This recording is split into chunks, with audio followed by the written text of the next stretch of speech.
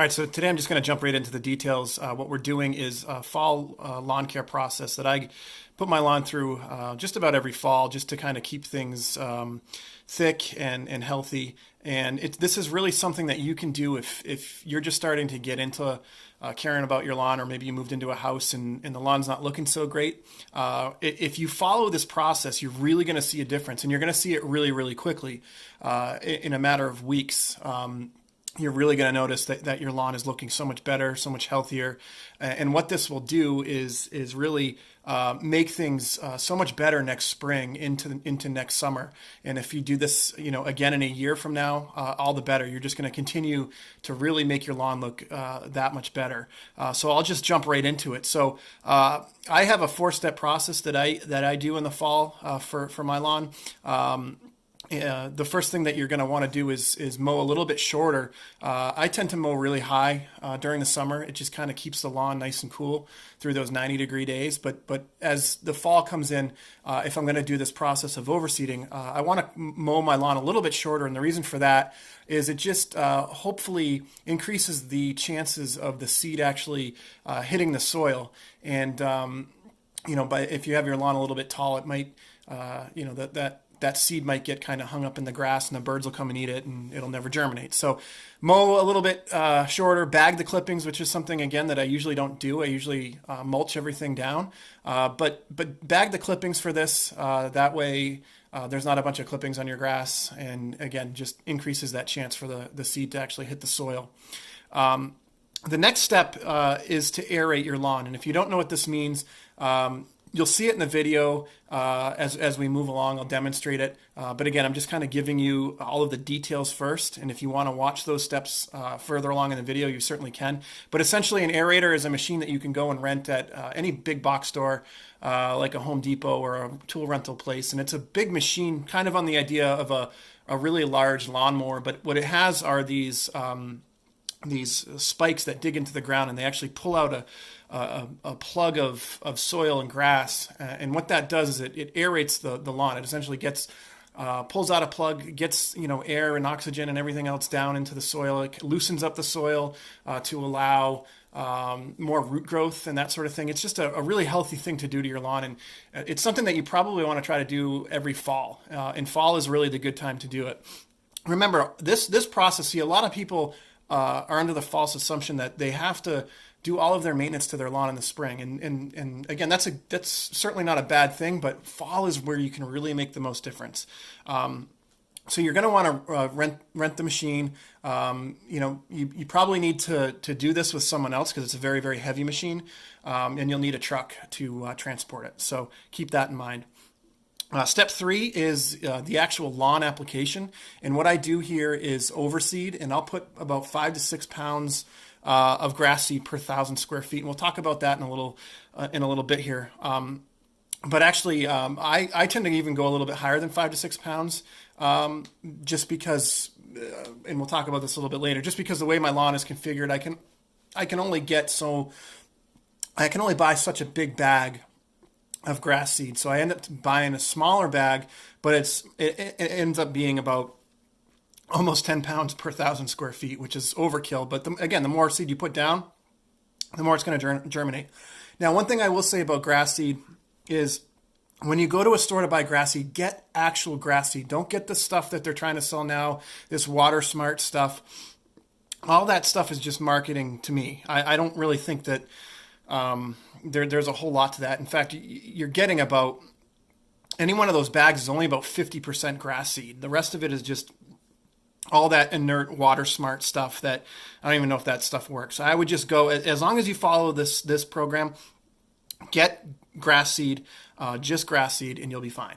So then the next thing you'll want to do is put some starter fertilizer down. Just apply it however the bag says to, whatever type of spreader that you have. Just follow whatever it says in the bag. That's fine. And then what I actually also will do is get some Scott's Patch Master.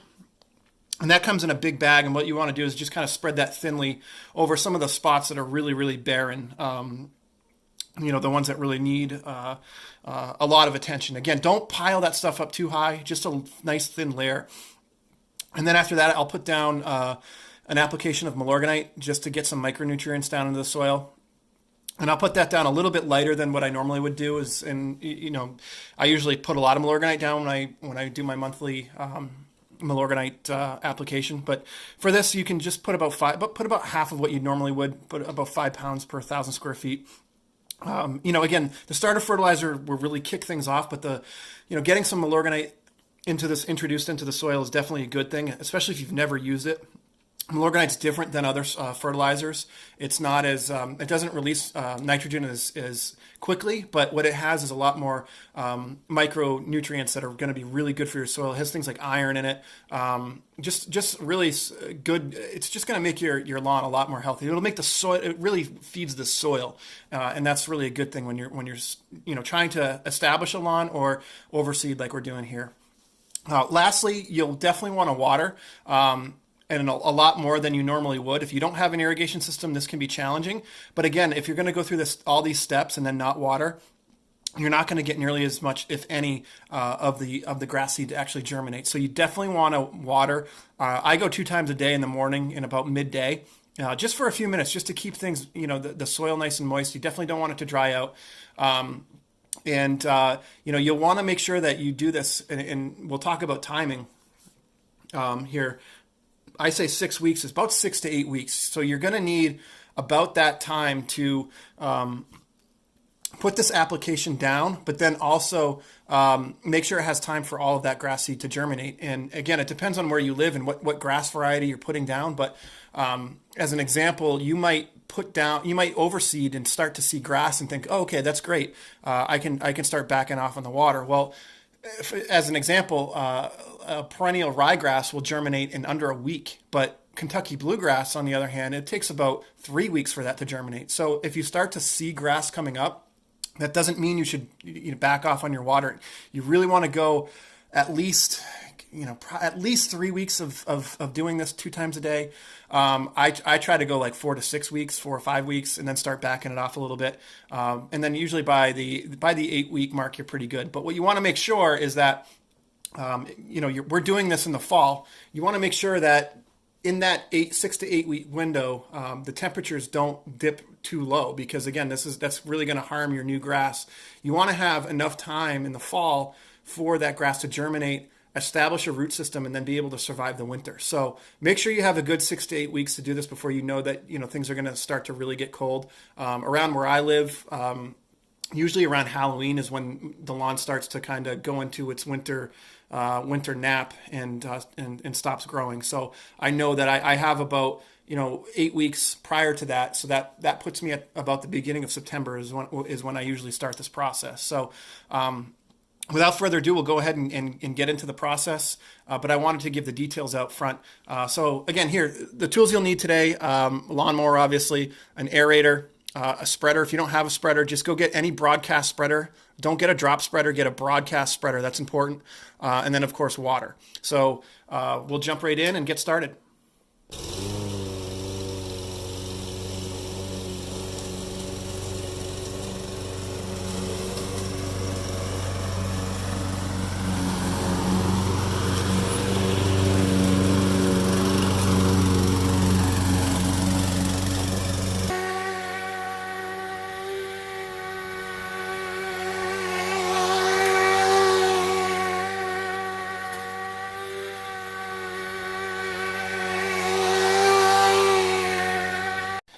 So here's the aerator. Just kind of give you a quick tour, kind of show you how this thing works. Essentially, it operates in a similar fashion to a lawnmower, I guess. But really, what happens is as these wheels move, these tines dig down into the lawn and pull out a plug about 3 inches, 4 inches, hopefully, and you just operate it in a similar fashion as you would a lawnmower. Now, I will say it's definitely heavier than a lawnmower. You're going to get a pretty good workout, so just keep that in mind. So once you get everything started and everything's good to go, what you do is you actually drop the tines down using that lever, and as you'll see, the tines now go into the lawn as you push this thing along. Pretty easy, straightforward.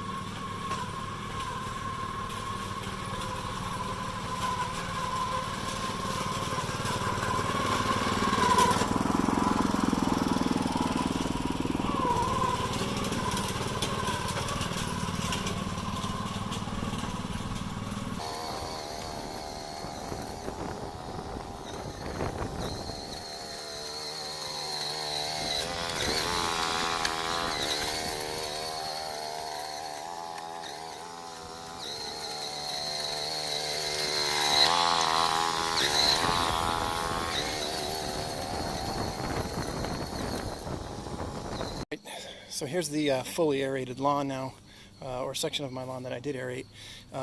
You can see the aerator, get out of the shadow here, but the aerator will pull out a plug, usually a pretty good sized plug, essentially right out of your soil. It looks like well, it looks like goose poop. But really, you might be at the point at this step where you're looking at your lawn and it looks kind of well, ragged after you aerate it, and you might be saying, "Oh man, I made a big mistake. This looks terrible. You know, what did I do wrong?" And that's just not the case. This, you know, and a lot of people actually rake out these plugs and get rid of them. Just let them sit on the lawn. They'll be fine. They'll be broken down in a week, I guarantee you. You know how it looks now. It looks really ratty, really beaten up. But this is so good for your lawn, and I'll tell you, give it a week after you do the next step, which is overseeding and fertilizing, and this lawn will look immaculate. All right, so for the next step, you're going to need your spreader, because we're going to be putting down these guys right here. So we'll start with the seed. This is a good shade mix, sun and shade mix actually. It's 3 equal parts.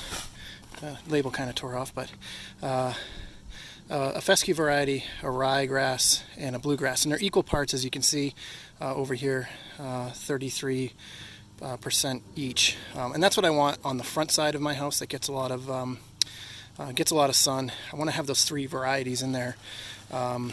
In the backyard, I'm going to put down a mix with a little bit more fescue because it gets more shade, and then after that, we're going to put a application of starter fertilizer on top of that, and then we'll finish off with a dose of not a full application of Milorganite, but just a little bit, just to get those micronutrients going, since we've pulled the plugs out today.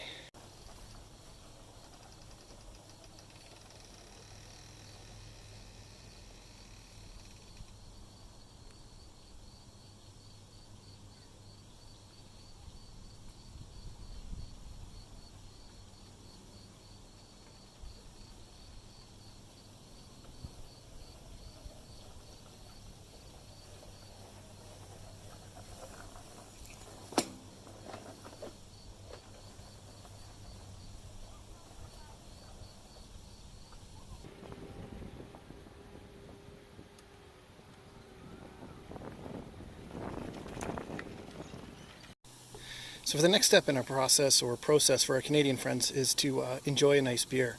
Absolutely essential to grass growing. But actually, while we're doing that, what we're going to do is actually water, which is our last step. Making sure that everything that we've done today, all the seed, all the fertilizer that we've put down, everything gets watered in. And then you're going to want to water twice a day for the next 6 to 8 weeks.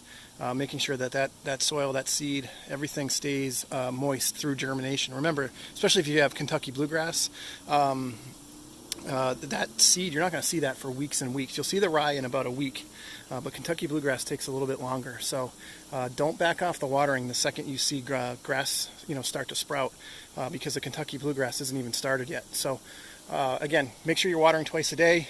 This is also a good time to actually turn on your sprinkler system during the day. Most of the time sprinklers are on, if you have an irrigation system, you're turning those on and having them come on in the morning before you're even awake. So this is a good time to make sure that your lawn is getting covered, because the last thing you want to do is put all this work and find out that a sprinkler head isn't hitting a portion of the yard, and all the seed that you put in that area is gone to waste because it never germinated, or it just dried out. So this is a good time to check all your zones if you have an irrigation system, just to make sure that your whole lawn is getting covered when you're watering. So after this final step, just continue on watering and you should be good to go. You'll be really impressed, and I guarantee you'll be surprised. If you've never done this before, you'll be so surprised at how thick your lawn's going to come in a very, very short amount of time. So with that said, I'm the Everyday DIY Guy, and I will see you next time.